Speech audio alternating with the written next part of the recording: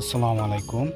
আজ সকাল সকাল বের হলাম, মাঠে কিছু কাজ করতে হবে। বিশেষ করে এখন আমাদের এদিকে ধানের সিজন, ধান লাগাবো। এই জন্য যে জমিতে ধান লাগাবো ওই জমিতে পাট ছিল, পাটের যে কিছু আগাছা আছে, তারপরে পাট কাটার পরে কিছু অংশ পাট পড়ে আছে, ওই পাটগুলো পরিষ্কার করব।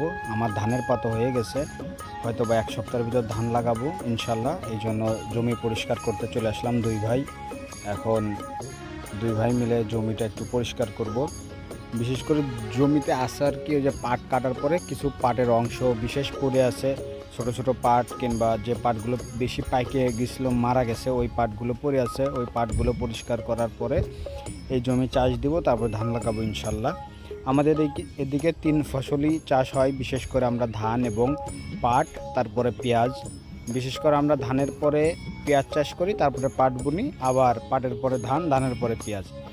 3 ফসলই চাষ করি আমরা সবসময়ের জন্যই। পাটের চাষে অনেক কষ্ট, তারপরেও পাটের চাষ করি, কারণ এবছর পাটে আলহামদুলিল্লাহ ভালো দাম আছে।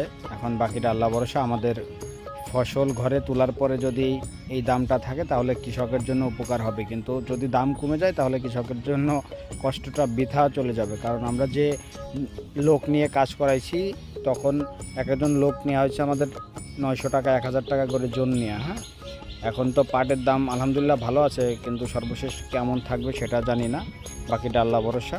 এই জমিতে ধান লাগাবো, এই 2টা জমিতে, এই জন্য পরিষ্কার করলাম। এই পরিষ্কার করার পরে কিছুদিনের ভিতর চাষ দেব, জমি চাষ দেওয়ার পর ধান লাগাবো ইনশাল্লাহ। সবাই দোয়া করবেন।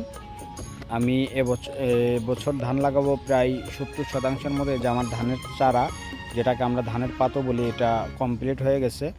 আমরা এখন কাজ মোটামুটি কমপ্লিট করলাম, আর বাকি কাজটা করব। বৃষ্টি আসতেছে এই জন্য চলে আসলাম। গতদিন বৃষ্টিতে ভিজছি, জ্বর আসার সম্ভাবনা আছে, এই জন্য এখন আর বৃষ্টিতে ভিজবো না। কাজ আজকের মতো কমপ্লিট করলাম, বাকিটা আগামীকাল করবো ইনশাল্লাহ। সবাই দোয়া করবেন আমাদের জন্য। আসসালামু আলাইকুম রহমতুল্লাহ।